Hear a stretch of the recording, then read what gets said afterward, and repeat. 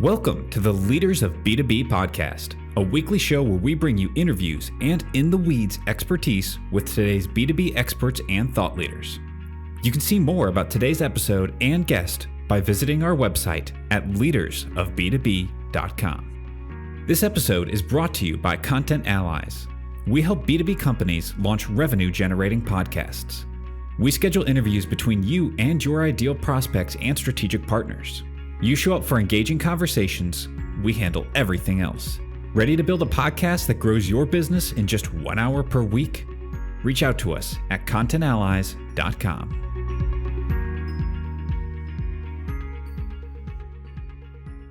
Hey leaders, welcome back. This is Ledge. I am really excited. We just had a bunch of fun off cam. So Robert Kirk here as my guest. I think this is going to be a fun conversation. So Robert, I would love if you would give, an introduction of yourself and your work before we start talking about things that aren't work and just having a good time. Awesome. Well, thank you for having me here, David. This is absolute tremendous. I know we had a little fun. I think we're going to continue that. So I'm Rob Kirk. I'm the founder, the CEO of InterGen Data. We are a life event prediction and insights company. We harness the power of AI to analyze de-identified customer data. And we do that to predict the most pivotal moments in a client's life or your employee's life. And we do this before it actually happens. So imagine if you're going through and understanding when events like buying a home or getting divorced or facing a critical illness or having children, right? When these events happen. And imagine if you're that company or that employer and you could understand what's likely to happen, when it might occur, and then how much it would mean for them and impact their finances. And this is what we do. We allow companies to understand what their client's going through or their employee, and it gives them the ability to kind of really hyper tailor solutions. And when I say hyper tailor, I really mean data driven. It's a way to understand the real life situations of your customers and build trust and grow deeper relationships.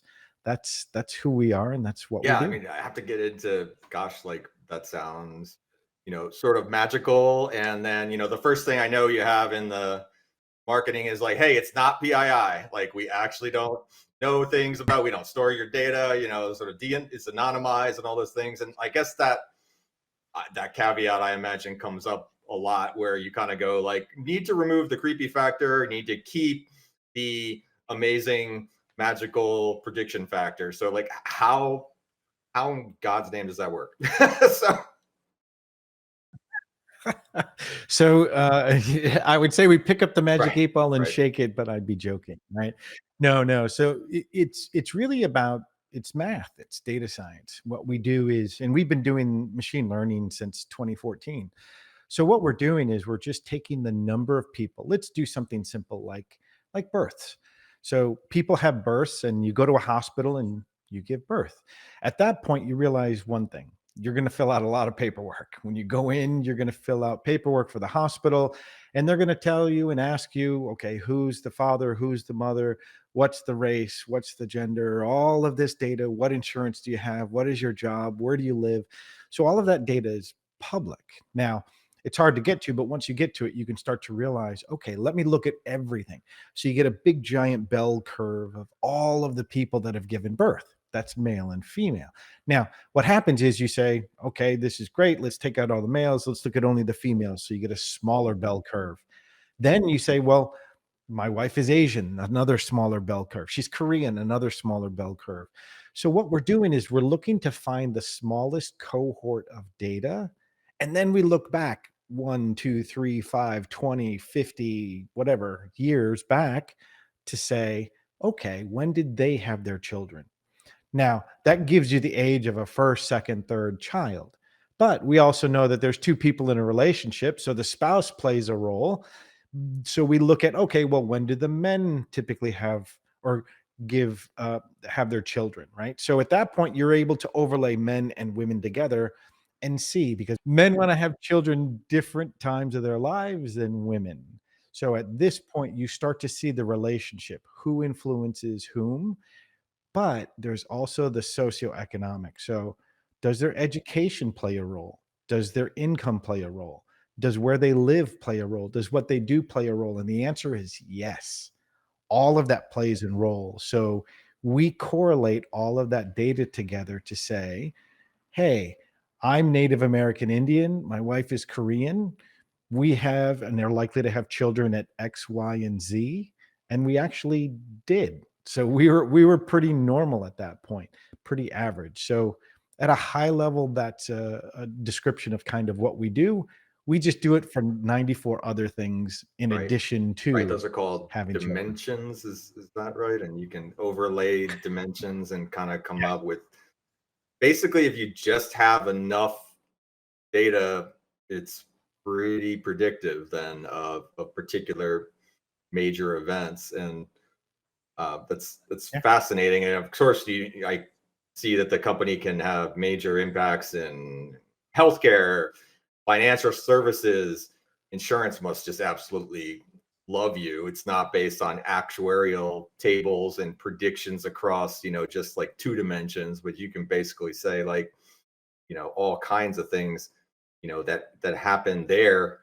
And it's interesting to think about, like, there must just be an outrageous amount of data in your system to even think about that. Like, how many petabytes of information does it take to even think about this?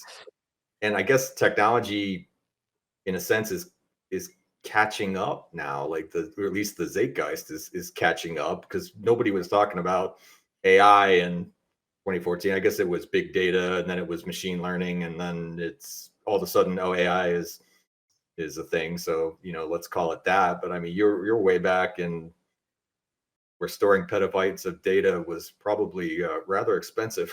So, Yeah. It was. And, as an example, when somebody says, how much data do you have?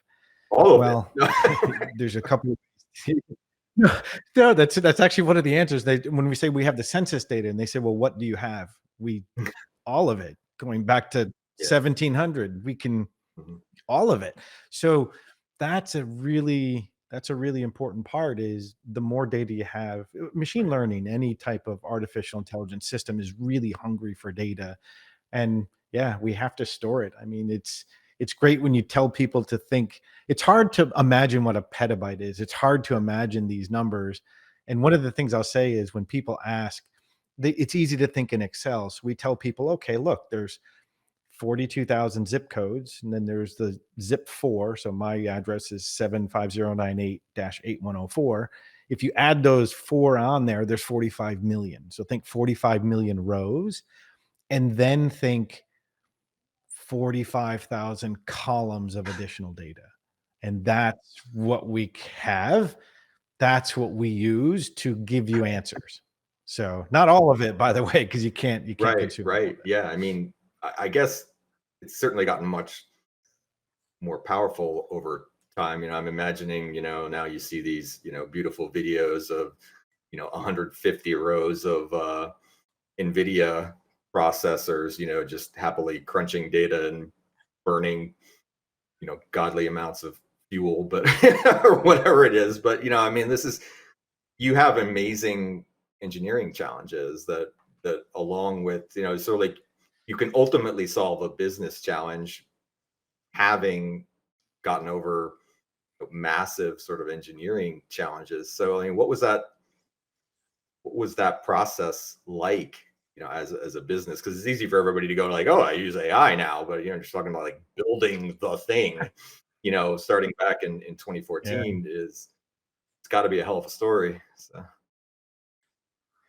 Yeah, it's been fun. When we first started, we were downloading yeah. PDFs, and we were using tools to extract data from PDFs and put them into Excel that we could then put into a database that we could then throw in. Today's technology is, I mean, there are tools that automatically take data out, and they know the ontology, the definition of each word, the sequence, the semantic ontology of the verbs, the adverbs, the nouns, the predicates, everything. So it understands the context. And that was unheard of back then. Now I say that, but also because we're thinking like natural language processing, what people do in ChatGPT today. But natural language processing was done in the early 60s. People Right. don't realize that.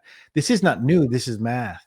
And the beautiful thing is, though, now the cost, the compute power, right? You talked about NVIDIA. Before, Cray computers would take up, a few thousand square feet of a room.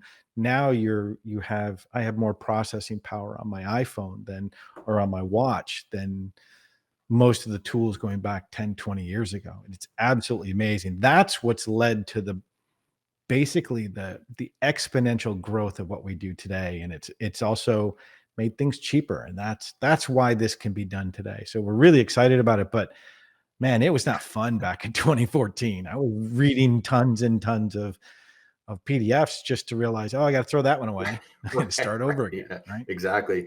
So you started, at a time where, and I think like so much of this business boom that's resulted from that exponential sort of scale and drop in cost, basically, of delivery, starting back then, was it, aspirational? Like, I mean, you couldn't do as much output. So, looking back, is the competitive advantage just the fact of having been right on timing? Because so much of the world and success is just based on doing things that, like, at the beginning and succeeding earlier. That the essence of it? Yeah. So some might call it Mhm. luck, Yeah. serendipity. To me, in my personal belief, and this is someone who's hard into data science, to me, it's a God thing. It Yeah. was inspirational. And to me, what was amazing was, and I'll give you the basics of the story, of the impetus even of the company. So from 2009, we had moved my grandfather from Texas to New York. He was going to live out his days with my mom, which is, his daughter. And he ended up getting Alzheimer's, and we had to put him into a long-term care facility.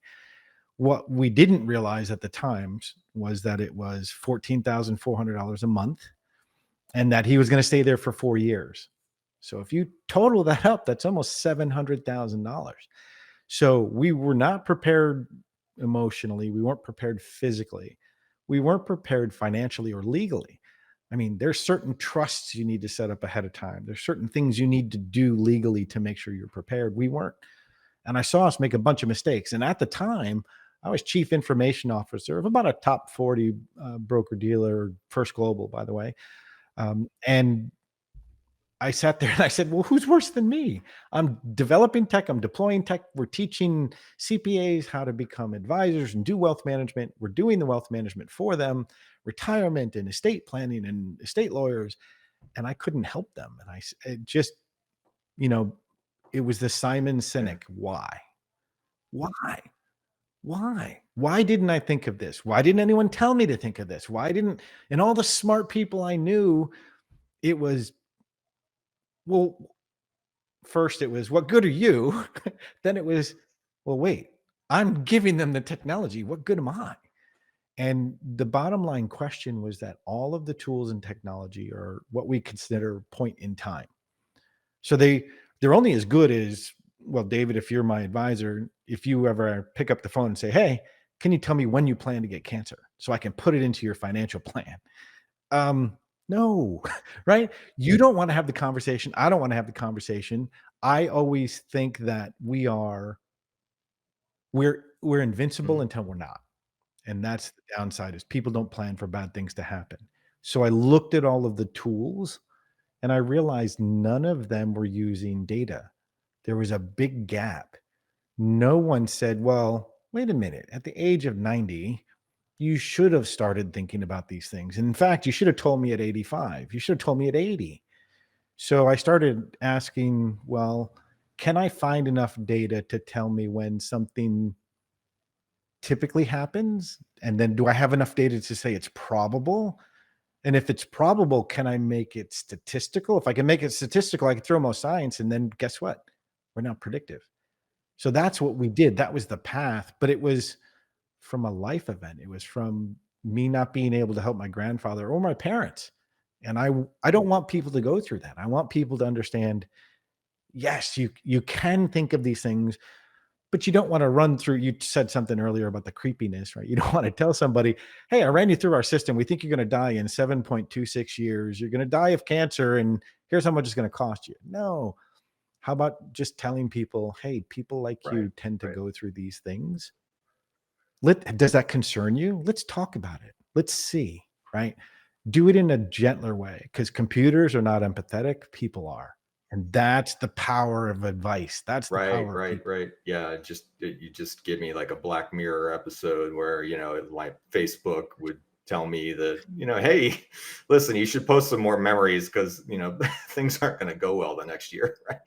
Uh, Yeah. but I think that insight of, the sort of human connection of data, that's so pertinent right now as people are grappling with this idea of, the robots are going to steal my job, right? And no, maybe we need to think about your job can be escalated to the point that only a human can do, and we can take all this sort of garbage, off of you, and we can actually make you remarkably better, at what you do. And there will be, Yeah. there are clear statistics that, for example, I just read yesterday, freelance writers have taken an absolute beating this year. Well, because they were just churning out content, right? So how do we, I think we maybe bear some burden to, upskill the labor force for this new adventure.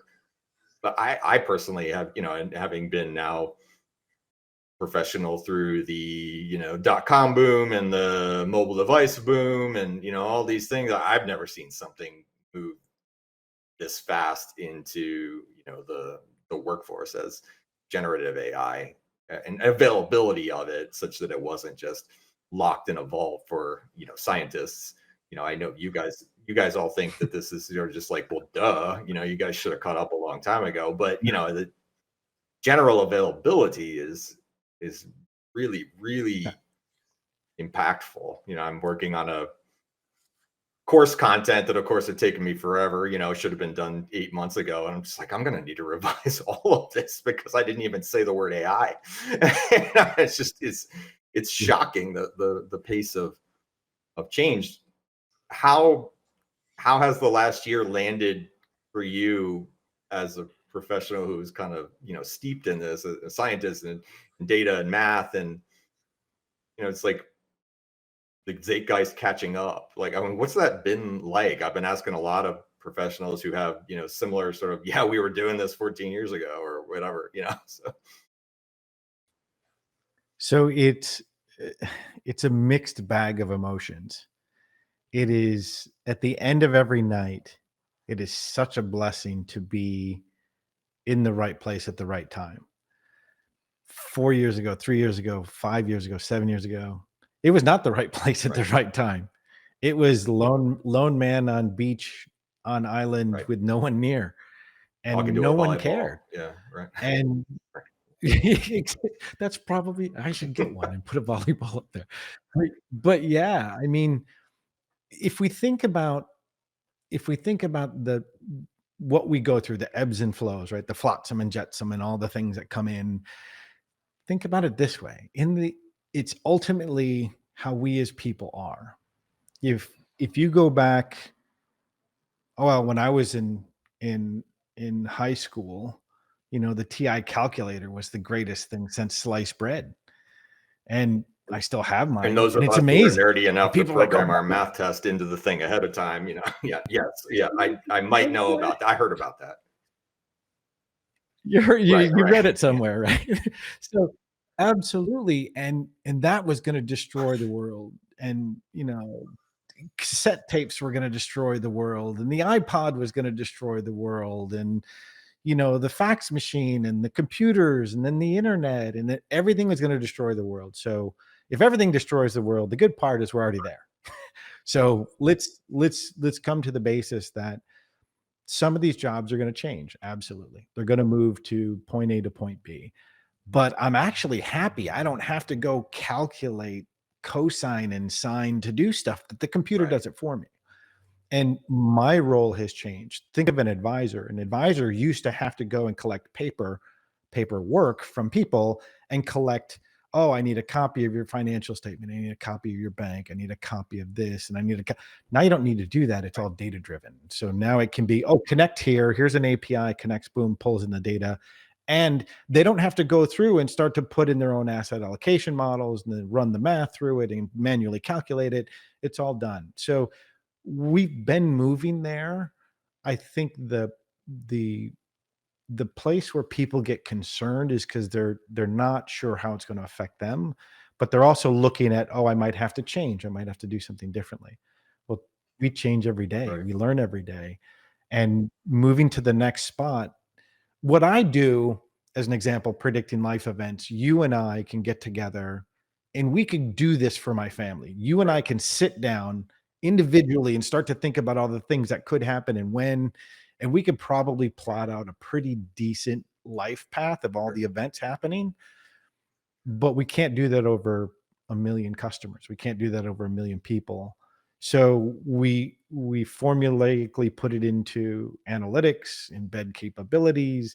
It then becomes a decision. There's an outcome. Then there's learning. Was that a good decision? Was it a bad decision? Do we do it? What do we change? And you and I can do this for a single person. The thing is, the computer is going to help us get to the point where we can do it over everything. And I think that that's going to be really interesting when we move to that part of the world. But again, I'm going to go back to, there's zero empathy. Computer doesn't care. It's either 0 or 1. And that's where people ultimately are the best. So take the advantage to say, I'll pay you the same. Think of it this way. I'll pay you the same amount of money to do what you do today, but 99% of what you do, you don't have Right. to do Right. anymore. I'm all in Right. And every I get to day, spend that the rest of right? that time on more advanced things. I'm bullish. I mean, I just like I feel like a better analyst. In the sense that I didn't have time to be an analyst before, and now I have two windows open at all times that I can feed 100-page PDFs to, and I go synthesize these things for me so I can be smarter in 5 minutes. And I just think Yeah. that's super cool. Yeah, like I mean, it's like It awesome, is. and I didn't have the money in my business to hire 3 analysts to do that. So I mean, that's net new productivity and value in at least my context. Now, I also have empathy for like friends who are literally like texting me, "Hey, dude, do you have any jobs? Robots just took my writing." And I think like talk about empathy, right? Like we all hopefully can find places to put our smart friends have been impacted, right? Yeah. So, I like that statement because you're right. It did hit Yeah. that first. And I'll make some bold statements and you can yell at me later for, right? Um, so like advisors, let me flip that differently. Yeah. I'll say advisors. Most of the advisors are salespeople. They're not financial advisors. They're not really trying to build the ultimate relationship with you and your family and generational and understand all the Mhm. intricacies of what they need to do for estate planning to put everything together so that when you accumulate and spend and protect and deaccumulate your money, you're protected. They don't want to go through all of that.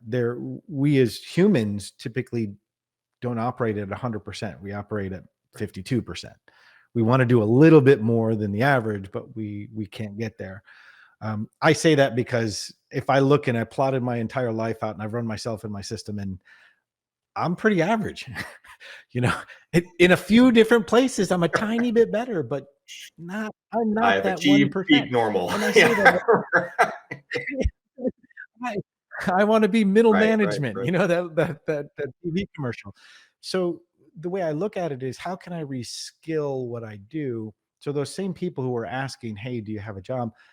I gotta tell you, I've started to spend money on influencers, Instagram people, TikTok people, where they're giving me ideas of how to write my own copy, of how to take ChatGPT or Bard, connect that to, oh, Midjourney, use Dolly, use this, and pull this process together, create these images now, and it's phenomenal. And then, oh, by the way, use Jasper and use Yeah. this to create a persona based on who you are and feed it data.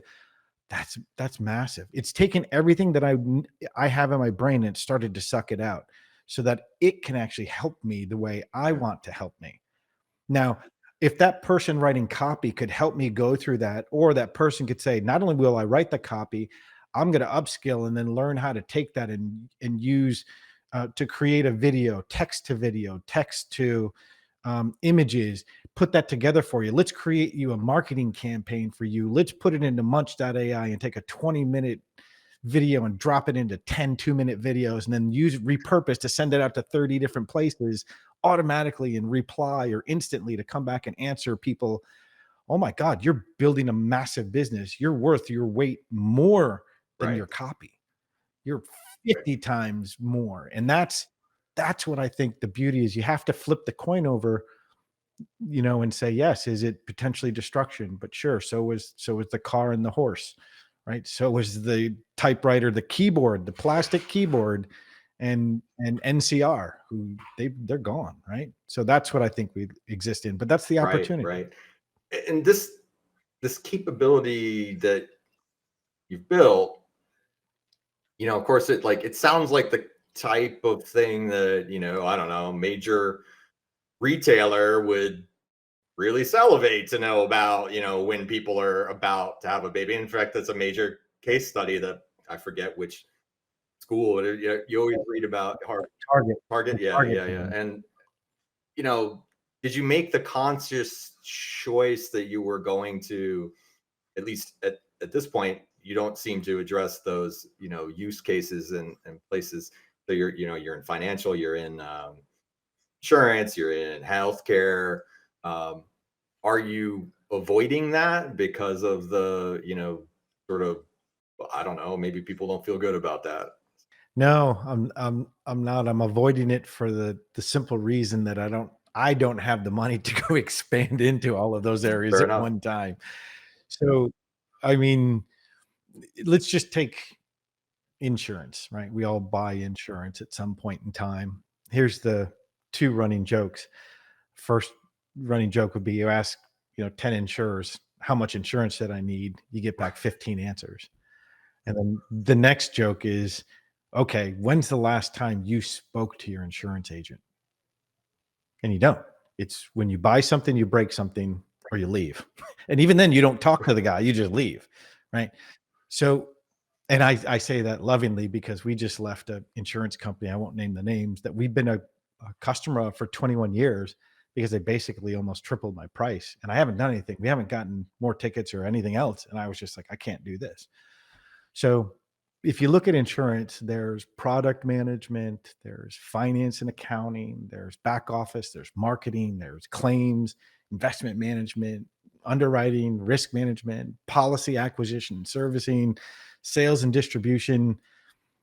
Almost all of that involves one thing, just like a bank and a mortgage and a checking account and an investment account and credit card account. It still involves an individual, and it still involves the most important person is you. The most important thing to you is what's going to happen or Right. what has happened. So all of these products and services need to switch from being product centric, all these companies rather, and need to think about the individual, get rid of the noise and focus on this. Now, the problem is my data can fit into all of those departments, as you rightfully said, and it can fit into banks and credit cards and mortgage, and it can fit into home healthcare and hospitalization and gentrification of areas, and it can fit into pandemic, looking at pandemics. We can go so many different places. It's not avoiding because I don't want to. It's avoiding because that's a huge capital commitment. So believe me, if anyone's got $1 billion check to write, let's go have fun, right? The other side to that is we need to find the right people to run it. That's not me. I need to get someone who's run $1 billion um, program to take a city and redo everything, to take hospitals and understand how to deploy hospitals. I need those people in those areas, and I think when we get to that point where we have that capability and the firepower behind us, we'll get there. But for now, we just have to make sure we do well and keep alive. You and read keep a lot growing. of sort of futurist sci-fi type of stuff, and imagine, hey, I could really do that thing where like the ad in the subway tracks my eyes and then knows stuff about what to sell me. Is that like inspiring, or is it sort of like, well, that's crazy? It's not crazy. So think of all the sci-fi movies that 20 years later we're doing today, right? I'm going to go back to, and I can't remember the Star Trek. I think it was Star Trek 2, where the Captain Kirk and Spock and Scotty and everybody had to go back in time to find a whale because this gigantic monolithic thing was coming in and destroying worlds, because it would cast down this this sound. Sorry, I don't do a great whale. But then if no reply came back, no response came back, it destroyed the world. And when they went back in time, Scotty, who's engineering, sat down and said, I need you to create, I need basically see-through metal, see-through steel. And he goes, I need you to get into this computer. And the guy said, well, here's our computer. And Scotty goes, computer? And he goes, no, you need to use the mouse. And so Scotty took the mouse and went, computer, because it had no idea that they were at the point where natural language processing was already done. So that's maybe 20, 30, I can't tell you how long ago, you can correct me, but maybe 20, 30 years ago. But we're doing that today. That's ChatGPT. Now it's on your phone. Hey, I don't want to say the names of the listening devices, but you say the name and they answer. You can talk to And then you ChatGPT connect now, that and it talks to you in your voice of choice and advises you on. I mean, it's shocking, like just the development of it. I have to admit, I'm a Star Wars guy, so I have no idea what you're talking about. But it's like yes, I get the metaphor. So. Well, the computer's not gotten to the point where Yes, they you can could do the not little talk death grip to of the throat. your mouse back in those times for. Yeah. Yeah. And one other note on that, which is kind of funny, just combine different things. Combine the natural language processing with the printer, the 3D printers now that you can have at home for $600-700. They were printing food back then. I want a hamburger. Prints it for you. There it is. I mean, we're there. We're almost there. That's Right, and you crazy. could pair that data with marketing obesity drugs, and you're good to go. You could put the drugs in your food, and then then you become more. You've gone from being reactive and prescriptive based to being more about or prescription based rather, to being proactive and predictive. Why not? Lots of possibility. You seem to be let's see, a futurist on the positive scale, that there's a lot of things are going to turn out better and all right, and you're not scared of these new technologies. Then does that get blowback ever from people who are just like, AGI is going to kill us? So the answer to your statement was, I'm a glass half full always person, even if it's this much in the glass. The reason why is because I can get up every day and breathe and have something new and exciting that I can at least help or work with somebody and learn every day. There is stark issues that we need to overcome with how AI and how the data is being used, but that's with everything. That's with driving cars. That's with people who drink too much, people who smoke, people. There's always those issues. The difference here is the exponential potential for this to learn very quickly. So if you look at when Kasparov got beat in chess, gigantic machine comes through. That gigantic machine beats Go, the Go player. I forgot his name, something Lee, if I can't recall, and it was on a laptop, literally a PC type computer. So it went from a Right. giant machine and a big facility, big infrastructure down to nothing. And that beat Lee Sedol. That's who it was. I apologize.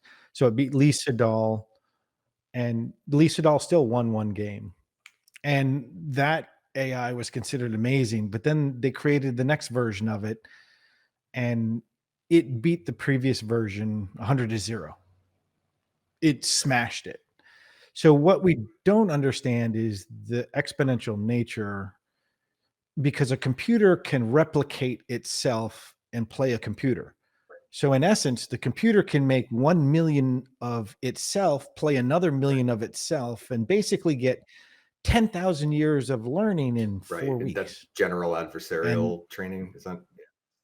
yeah, so at that point, you don't, and yeah, I apologize. I'm trying not to throw on all the names, but yes. So what happens is that exponential learning gets there. Now, I'll go one step further and say my wife and I have two daughters, right? One who's freshman in college, the other one who's sophomore. At worst, let's consider this the worst potential thing. We're the most evil people on earth. We want death, destruction, and chaos for everyone. The maximum that we could probably affect would be definitely our two kids, and then they could affect maybe one or two others. So it's small in nature. If you have nefariousness, meaning you have intentional harm and bias put into a system to manipulate or cause things to happen, and they're using it in a way, and then you open up that so that everyone else can actually use that information, then it grows way faster than anyone can think, and the intention becomes much greater. So at maximum, me as an individual can affect two people, but a computer can Right. affect And we've seen that literally manifest billions. through, social media, human scale. And then, you can imagine that orders of magnitude greater. You have logarithmic growth essentially in technology. Mhm. So I mean, we do have to have that, I guess, sense of control and people understanding the magnitude of the damage you could cause if you, sort of unleashed bad things. But we've been able as humans to unleash bad things at logarithmic scale without For a long computers, time. So Yeah. yeah, right, right, Yeah. The machine gun, mustard right, gas. Let's right, start right. there, right? And then, like you measure the We good can go against, further. well, we have AlphaFold and we can design proteins that might be able to cure cancer. And, sort of like this, there's a lot of important stuff that comes along for the ride, the yin and yang, as it were. So, uh, well, I'm Yeah, glad nobody exactly. thinks I'm a thought leader that I have to solve this. So, but it is a monumental challenge. Maybe the machines will be employed to prevent the machines from being, bad. So, yeah, Now that becomes a very interesting place, because then you have to teach a right. machine empathy, because it has to Yep. value a human. You hit something that's really unique in a thought pattern, And because that's that's not Asimov. typical. Yeah. Right. Yeah. So, yeah. Exactly. That's exactly it. Yeah, yeah. Well, good. We're all back around to the beginning of sci-fi writing again. So, just, yeah. It all comes true So 30 years before we run later. out of That's time, all. I would love to get, like lessons learned. I mean, this has been quite a journey for you, and there are founders now jumping on like, wow, like it's a great time to start a startup. And it was, and it kind of always is to me. It's like, anytime's a good time to start a startup, but I'm that guy. So, like what could you encapsulate the, just some takeaway or learning from your experience that the audience could use? Yeah, so I'll go to the good, the bad, and the ugly, right? Um, so the good part is you are right. You have more potential as an individual to do multiple things to get real benefit from you creating a startup, from you doing something a little differently, from thinking differently. You have to take on the full approach of saying, let's fail fast and go to the next thing. You can't dwell on the issues and items. Now, The potential is massive. We have, just like the potential to harm a lot of people, the potential to really help a lot of people is phenomenal. The mental anguish, this goes into the good, the bad, right? The mental anguish that you have to endure, you live this every day on every single call. So imagine being with your spouse on the worst day and your spouse on the best day, and realizing the difference was you ate lunch. It's not an easy thing to do. If it was easy, everyone would be doing it. There are certain things you need to do to set up the company correctly. There are certain things you need to do to set up the employers correctly, the employees correctly. You need to set up the company, the product, the service, the personas, who you're going after. It goes back to the old basic, what's your business model, right? No one writes business plans anymore, which is hilarious. It's all Right. PowerPoint decks. But in reality, once you get past that, that's when the rubber hits the road and you've got to actually do it. And you have to be ready for that mental anguish of, holy crap, I don't know what I'm doing. And you have to be willing to openly say to somebody, David, I need help. I I don't know what to do. And you've got to be ready to be bold, but you have to be ready to be steadfast, and you got to be vulnerable. All at It's the not same easy. time. I'm going Yeah, to tell right. you, there's Right. been, Yeah. yeah. I mean, there's times I get off of a phone call. I'm like, yes, we're in the, or on the same phone call. Yes. The guy calls me, says, hey, we love what you're doing. We want to put you into our development plan. You're jumping up and down. And then he goes, but the bad news is it's not till next Next quarter year. or next year Yeah. at the end of the year. You're like, oh my God, Well, I'm it's going glad to you be right called me after I then. Right. leave So so now that you you'll have just, to deal with my predecessor who doesn't care. Yeah. Right. So, I, yeah. And then, yeah. And then the other side is know your market. So this is the biggest learning that I came through, which was, we're a B2B2C provider. So we're doing business with insurance companies, with the larger firms, the broker dealers, the wealth management firms. But that enterprise is a long sales process. Our longest took us 2 years to get to do a proof of concept. Our shortest was because we went through an accelerator yeah. with the company, and that was eight and Mhm. a half months. Um, if you're not prepared, if you don't have the financial capability to stay that long, then I don't recommend doing it. If you don't have the EQ, the IQ is great. You need the EQ to be, Yeah. a rock, a ship that's going to weather all storms. Those are some of the biggest things that I think you have to prepare yourself for, to doing it, to being an entrepreneur and running a Yeah, startup. I resonate with that. And one thing that I know most of us, I didn't have, and I experienced a lot of founders not having on their first go, is like, mentors exist for a reason. And if you can't take all the advice, but try to take advice and draw inferences from the, kind of unanimous feedback of, actually, this business sucks and you shouldn't do it, and that's where, if I could look, I can remember distinct conversations that, in retrospect, not following the advice cost me some millions of dollars. And I think it's just real. I also recognize almost like the founder rite of passage of ignoring advice and potentially being right. So uh, That I love what you just said, because it's intelligence is knowing what to say. Wisdom is knowing when to say it. But experience tells us, as people, we have two ears and one mouth for a reason. And God gave us that. Did we listen or did we speak? Because when most people say they want help and they want your opinion, they they just just want want confirmation of validation what for they've my done. bad idea. Yeah, That's it.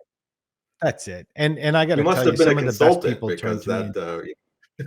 no, I spent 4 years on the Right. dark side, um, but no, the best advice was a buddy of mine saying, well, that's a load of crap.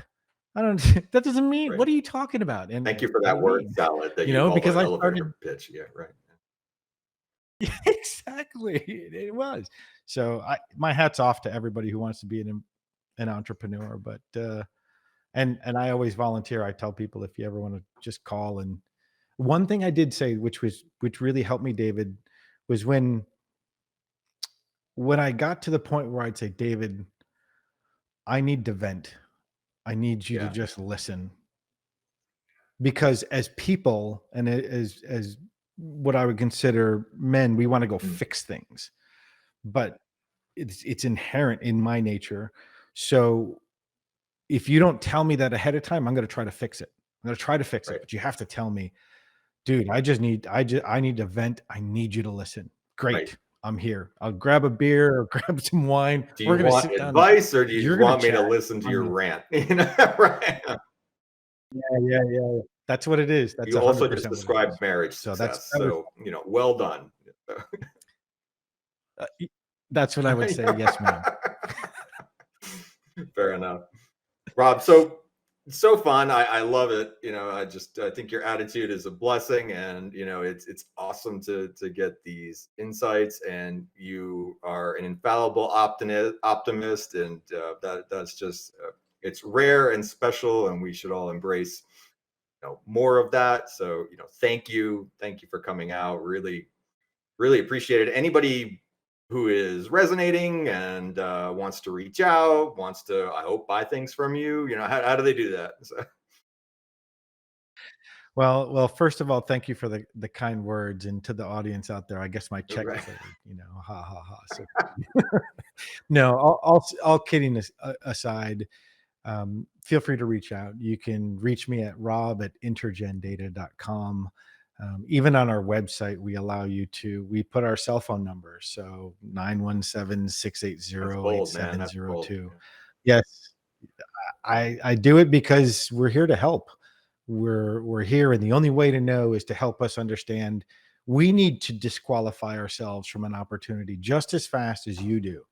So we want to do that. Any way we can help, we'd love to sit down and Well, chat. thank you for coming out. Really, really enjoyed it. Awesome. I appreciate the time, David. Thank you.